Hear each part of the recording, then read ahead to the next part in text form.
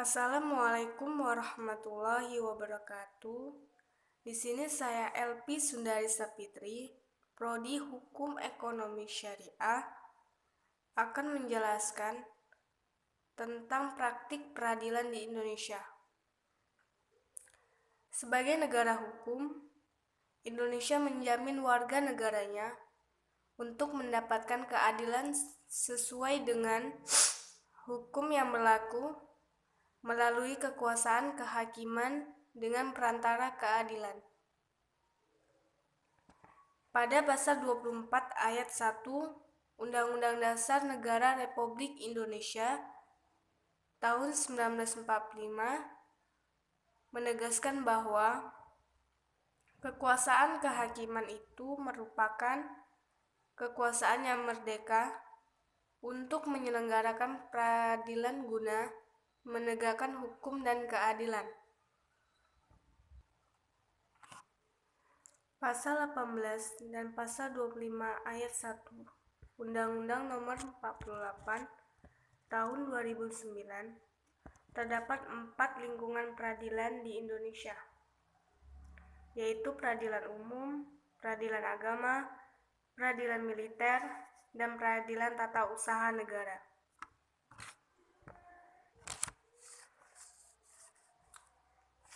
Pengadilan umum diatur dalam Undang-Undang Negara Republik Indonesia Nomor 2 Tahun 1986 tentang peradilan umum. Dan peradilan agama diatur dalam Undang-Undang Negara Republik Indonesia Nomor 7 Tahun 1989. Peradilan agama ini adalah peradilan bagi orang-orang yang beragama Islam. Dan selanjutnya itu peradilan militer diatur dalam Undang-Undang Negara Republik Indonesia tanggal 31 nomor 31 tahun 1997 tentang peradilan militer. Dan selanjutnya itu peradilan tata usaha negara diatur dalam Undang-Undang Negara Republik Indonesia Nomor 5 Tahun 1989. Di dalam peradilan ini terdapat Mahkamah Agung. Mahkamah Agung ini adalah pengadilan negara tertinggi dari semua lingkungan badan peradilan, yang dalam melaksanakan tugasnya bebas dari intervensi sesuai yang diamanatkan Pasal 24A Undang-Undang Dasar Negara Republik Indonesia tahun 1945. Kemudian, dalam bab 3 Undang-Undang Nomor 48 Tahun 2009 tentang kekuasaan kehakiman mengatur tentang pelaku kekuasaan kehakiman, di mana di pasal 18 bahwa kekuasaan kehakiman dilakukan oleh sebuah Mahkamah Agung dan badan peradilan yang berada di bawahnya dalam lingkungan peradilan umum.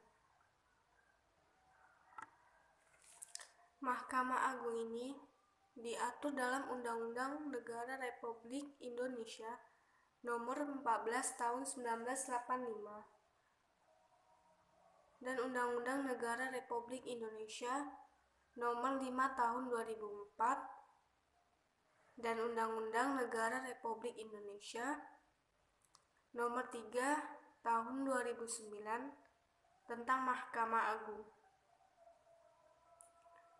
Dalam undang-undang ini, Mahkamah Agung adalah salah satu pelaku kekuasaan kehakiman sebagaimana dimaksud dalam Undang-Undang Dasar Negara Republik Indonesia tahun 1945.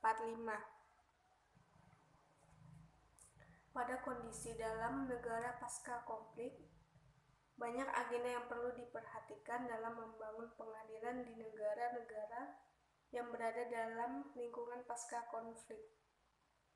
Antara lain, meningkatkan manajemen dan administrasi pengadilan, membantu dan merekrut hakim, jaksa dan staf pengadilan, pelatih semua personil peradilan, membangun atau memperkuat pengawasan independen dan mekanisme disiplin, memperluas distribusi sumber daya material tambahan yang diperlukan untuk menjalankan suatu sistem peradilan,